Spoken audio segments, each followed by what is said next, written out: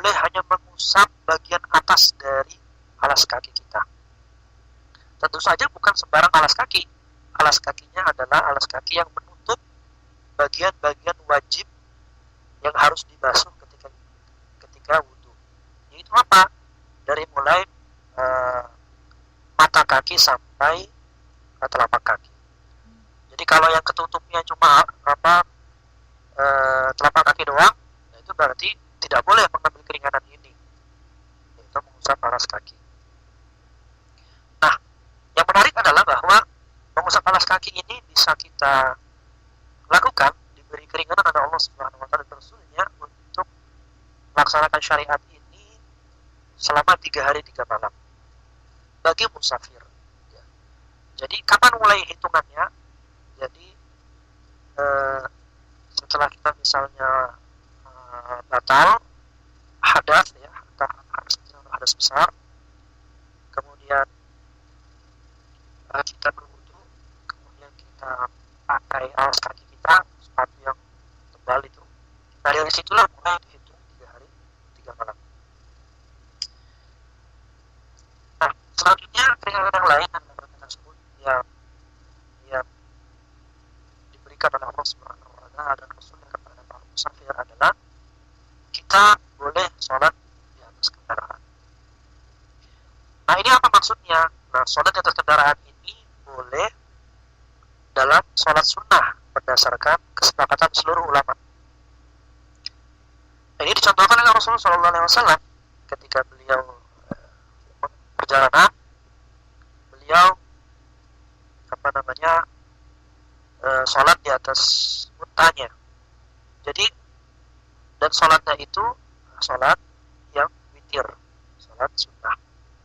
Lalu bagaimana dengan sholat wajib? Sholat wajib harus turun dari kendaraan. Harus turun dari kendaraan.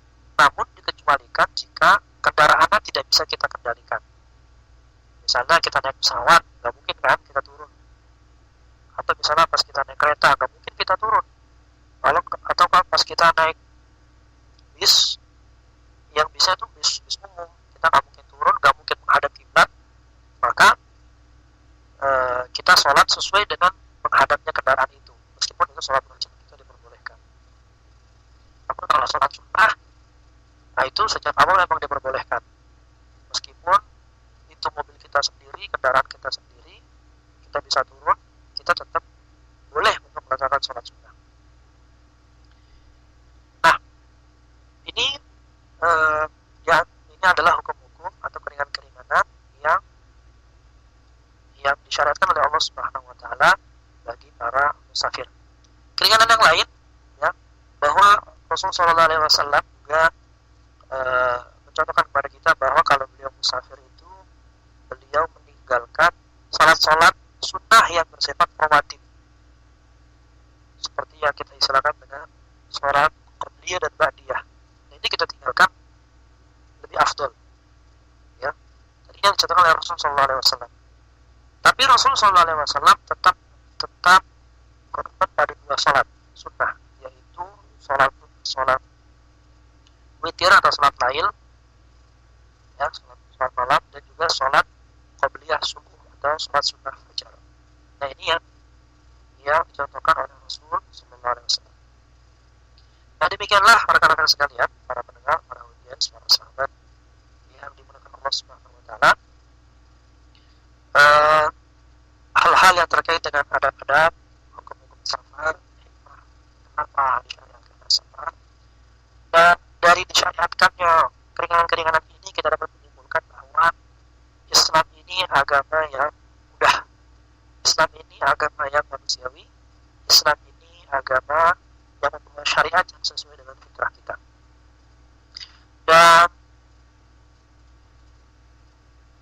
Dan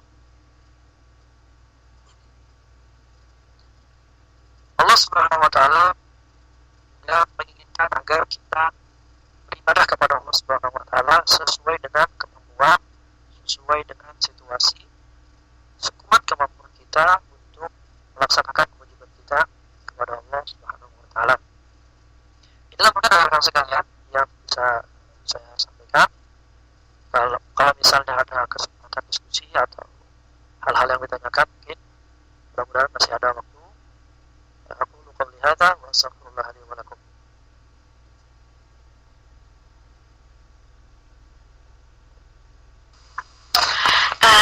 Alhamdulillah, tadi kita sudah mendengarkan bersama-sama ya paparan dari Ustadz Faris. Mudah-mudahan ya banyak sekali mungkin pertanyaan-pertanyaan yang tersimpan ya dari teman-teman. Silakan buat teman-teman kajian untuk bertanya melalui chatbox, dipersilakan, atau ya ada yang mau bertanya? Ya.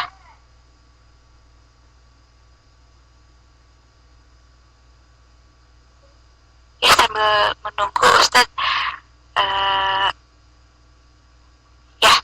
ini mungkin saya coba dulu yang bertanya ya Ustadz. Ini pertanyaannya, ya, sebetulnya ada nggak sih kondisi-kondisi yang diperbolehkan untuk jamaah qashar dalam safar ya, selain mungkin jarak untuk kita, terutama di negeri minoritas muslim ya, di mana kita kan agak susah untuk cari tempat sholat barangkali ya, misalnya, atau ketika kita dalam perjalanan dalam bis berdesakan gitu, kita belum sholat dan sebagainya. Seperti itu kira-kira apa yang harus kita lakukan?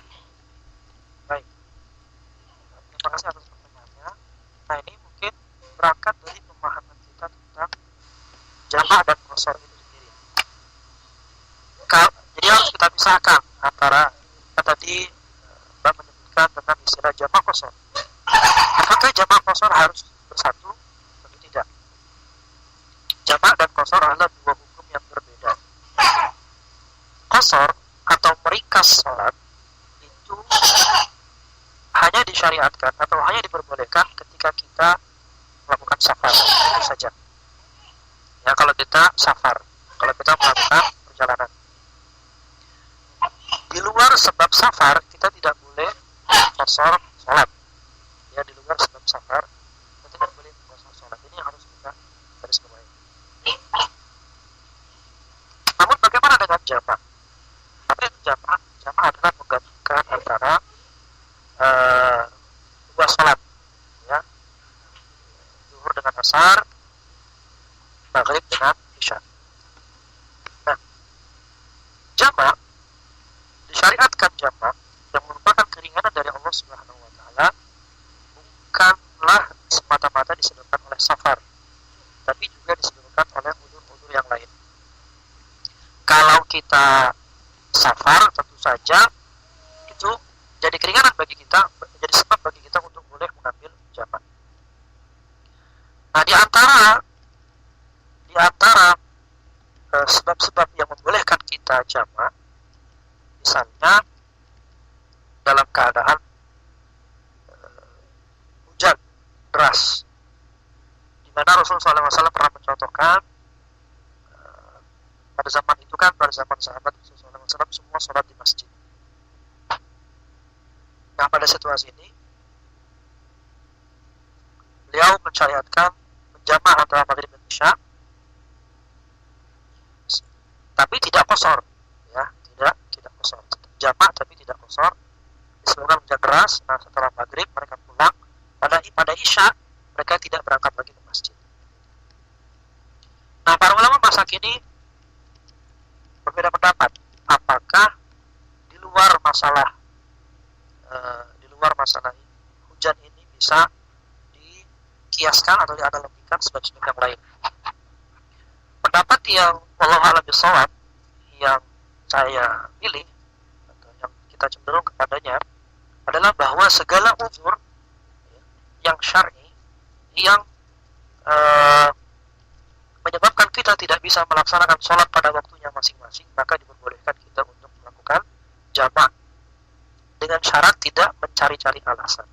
Seperti misalnya kita dalam keadaan perang, dalam keadaan takut, nah ini kita diperbolehkan untuk jamaah. Nah, mungkin bagi kita orang-orang yang hidup di luar negeri atau hidup di kota-kota besar, di negeri yang mayoritas muslim, kita sering bertanya persoalan macet macet di lalu lintas. Apakah ini menjadi alasan diperbolehkan menjamak sholat atau tidak? Kalau qasar gara-gara macet itu sudah pasti tidak boleh, karena macet itu bukan safar, kecuali kalau perjalanannya itu sendiri adalah perjalanan yang safar, artinya perjalanan jauh. Kalau cuma misalnya dari Jakarta Timur ke Jakarta Barat misalnya, saya tahunya Jakarta ya, nggak tahu Korea soalnya. Kalau misalnya dari Jakarta Timur ke Jakarta Barat macet, nah ini gimana? Ini perjalanan bukan safar, oleh karenanya tidak boleh qasar. Lalu bagaimana sementara macet berat? Nah, wallahu a'lam bishawab, seorang muslim pada situasi ini diperintahkan untuk bertakwa kepada Allah sesuai kemampuan. Hukum asalnya setiap muslim harus bisa memperhitungkan ya kapan nyampainya, kapan dia harus sholat dulu atau berangkat dulu gitu. Nah, jika dia terjebak pada situasi di mana dia tidak bisa melaksanakan sholat tepat pada waktunya, maka dalam hal ini diperbolehkan dia mengakhirkan, misalnya maghrib isya yang waktunya pendek, maka pada saat ini diperbolehkan dia untuk menjamak sholatnya. Wallahu a'lam bishawab. Atau bisa jadi kalau seandainya dia dalam di perjalanan itu dia bisa melaksanakan sholat sesuai dengan kondisi, meskipun gak ada air dia bisa tayamum ya, maka dia dipersilakan untuk sholat di atas kendaraan jika keadaan memungkinkan. Setiap orang wajib mengetahui keadaannya masing-masing, artinya setiap orang lebih tahu tentang keadaannya masing-masing, apakah dia benar-benar terdesak tidak bisa melaksanakan sholat, atau dia masih mungkin untuk melaksanakan sholat di atas kendaraan. Jika dia masih mungkin melaksanakan sholat di atas kendaraan, maka lakukanlah sholat sesuai dengan kemampuan, meskipun tidak bisa ruku, tidak bisa sujud. Rasulullah SAW sudah memberikan contoh kepada kita bagaimana sholat di atas kendaraan. Kalau misalnya ruku cukup dengan menganggukkan kepala, kalau misalnya sujud cukup dengan menanggungkan badan atau menundukkan badan lebih dalam dibandingkan ketika ruku. Nah, hal-hal yang sederhana dan kemudahan yang diberikan oleh Allah Subhanahu wa taala. Jadi intinya adalah kuncinya pada fattaqullaha mastata'tum. Bertakwalah kepada Allah kita semuanya sesuai dengan kemampuan kita. Jadi kalau misalnya kita lihat ini sangat tidak mungkin untuk melaksanakan sholat pada waktunya, disebabkan perjalanan, disebabkan keadaan kendaraan dan seterusnya, maka dia diperbolehkan untuk menjamak atau mengakhirkan sholatnya. Jadi demikian jawabannya. Adapun jika misalnya tempat sholat yang sulit, ya, tempat sholat yang sulit, mencari tempat sholat pada asalnya dimanapun kita sholat, ya, selama itu di atas bumi Allah, maka itu adalah masjid, itu adalah tempat sholat yang diperbolehkan kita sholat di atasnya selama mungkin. Artinya sholat itu kan tidak harus di musola, tidak harus di masjid, kita sholat di mana saja. Yang penting adalah kita bertakwa kepada Allah sesuai dengan kemampuan dan tidak malu untuk menampakkan syiar agama kita di hadapan orang lain. Seringkali kita, misalnya kalau kita lagi piknik atau kita lagi perjalanan di tempat di mana kita mampir, di tempat di mana tidak ada tempat sholat, kita malu untuk melaksanakan sholat dengan alasan tidak ada tidak ada tempat sholat atau musola atau masjid. Ya. Maka kita harus latih dalam masalah ini, sholat saja di situ.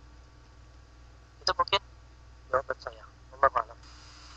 Ya, wah, ini ya betul-betul pemahaman yang memang sangat bermanfaat sekali insya Allah bagi kita di sini, karena kondisi-kondisi tersebut tentunya sering sekali kita alami ketika dalam perjalanan ya, ketika kena macet dan tidak menemukan tempat sholat, ataupun ketika kita sedang dalam perjalanan di jalanan tidak menemukan tempat sholat.